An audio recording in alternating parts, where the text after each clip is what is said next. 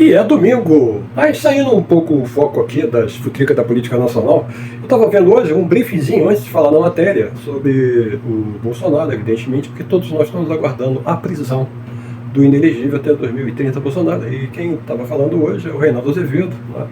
E claro, todos nós sabemos, né, e ele tem toda razão quando ele diz isso, que não tem a menor dúvida que o Bolsonaro será preso. Na realidade já poderia ter sido preso preventivamente por causa da entrevista que ele deu ao influenciador português de extrema-direita. Por que não prenderam ele? Não sei. Mas as condições estão criadas. Então, se ele abrir a boca de novo, por exemplo, atacar o STF ou as instituições como o TSE, ele agora sim, ele já vai para trás das grades. Então, eu começo esse domingo dando essa boa notícia para vocês. Tá? A outra boa notícia é que o segundo maior partido do Brasil, vocês sabem muito bem quem é, eu estou falando dos partidos trabalhadores, comemorará agora, no dia 10 de fevereiro, 44 anos de sua criação. Tá? O PT, com toda certeza, é o maior partido do progressismo e da esquerda no país também. Nós temos outros também, especialmente o PSOL. Então, aos petistas aqui que acompanham o nosso canal, meus parabéns desde já e saudações a todos vocês petistas. Mas agora entrando no assunto propriamente dito desse vídeo, eu gostaria de falar um pouco, saindo então dessa agenda do contexto mundial, da geopolítica, e como foi um verdadeiro tiro no pé, que todos sabiam que iria acontecer, a entrada maciça dos países europeus na guerra de procuração da OTAN contra a Ucrânia, tá? Lá que começou em 24 de fevereiro de 2022, aplicando milhares de sanções contra a Rússia, e também se recusando a comprar a energia proveniente da Rússia, né? Que cagou e andou, literalmente, para esses caras todos. Tá? A maioria dos países da OTAN acabaram, hoje não compram mais energia da Rússia, não diretamente, compra de uma forma escamoteada, isso todo mundo sabe. E estão amargando, então, um declínio econômico gigantesco. E aí, se eles não compram da Rússia, a preço bastante baixo a energia, eles acabam comprando dos Estados Unidos, favorecendo os Estados Unidos. A questão simples, minha gente, é que os Estados Unidos, eles são um dos maiores produtores de hidrocarboneto do mundo, é verdade, mas lá eles produzem hidrocarboneto da tecnologia chamada shale oil, tá? Que é a extração de óleo pelo craqueamento hidráulico, né? Ou seja, eu tenho uma rocha de xisto em grande profundidade no subsolo, e eles são bastante ricos nisso, assim como a Argentina também é. Tá? O sul do Brasil também tem isso, tanto é que tem uma fábrica lá no Brasil, né? Da Petrobras lá. Tá? E se injeta água quente com solvente em alta pressão e aí se extrai o gás. Tá? Essa tecnologia, ela não é competitiva em relação, por exemplo, à produção de um campo convencional, onde você faz a perfuração e tira o óleo ou então o gás. E, evidentemente, nós estamos falando de um hidrocarboneto extraído nos Estados Unidos já a custo muito maior, tá? Por barril do que é a extração convencional, e tendo ainda que viajar, ser liquefeito, primeiramente transformado em líquido, colocado então em grandes navios, né, e é levado para a Europa, agora substituindo então a energia baratíssima que vinha por gasoduto da Rússia. O resultado não podia ser outro, né? O custo energético produtivo na Rússia, nos países europeus, especialmente na Alemanha, que era a maior potência econômica da Europa, perdeu o lugar agora para a própria Rússia, subiu da ordem de 5 a 7 vezes, beneficiando os Estados Unidos. A Europa não ganhou nada com isso, tá? Absolutamente nada, só perdeu, e essa matéria aqui da Sputnik é exatamente nesse contexto aqui, do panorama internacional. Tá?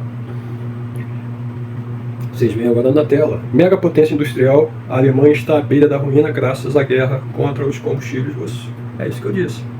A Alemanha só cresceu especialmente após a Segunda Guerra Mundial, porque ela fez contratos de longuíssima duração com a Rússia, para fornecimento de gás, fornecimento de petróleo.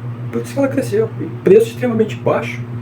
Vamos lembrar aqui, se você olhar no mapa, nós temos a Alemanha, nós temos Polônia, nós temos Bielorrússia e nós temos a Rússia. Ou então um pouquinho mais embaixo nós temos a Alemanha, nós temos Ucrânia, e nós temos a Rússia.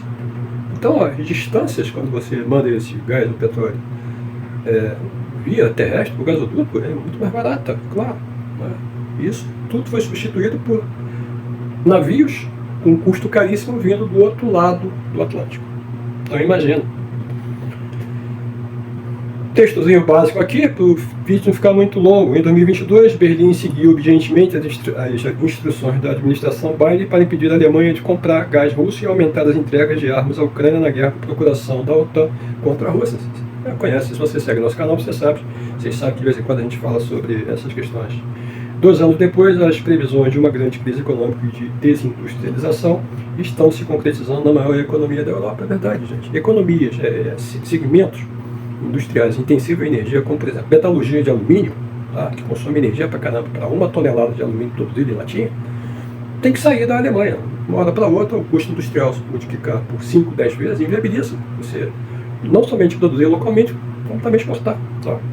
Isso também está acontecendo em todos os segmentos de exportação da própria Alemanha. Então é um texto longo, mas os empresários aqui, eles dizem, ó, a gente está num buraco sem saída, porque a gente não tem mais competitividade nenhuma. Os Estados Unidos, como eles são muito bonzinhos com relação também aos seus parceiros europeus, o que eles fizeram? Eles começaram a fornecer, especialmente na administração Biden agora, tá, subsídios bastante generosos. Eu estou fazendo uma síntese desse texto, bastante generosos, tá, para os industriais alemães de alta tecnologia. Ou seja, vem para cá produzir aqui nos Estados Unidos, que além de você ter energia barata, claro, não tem mais o custo do transporte para o seu país de origem, como por exemplo a Alemanha, aqui você vai receber muitos subsídios. E você percebeu como é que os americanos são bonzinhos com os europeus? É isso que eles estão fazendo. Mas os europeus continuam obedecendo lá os americanos. É triste. É triste.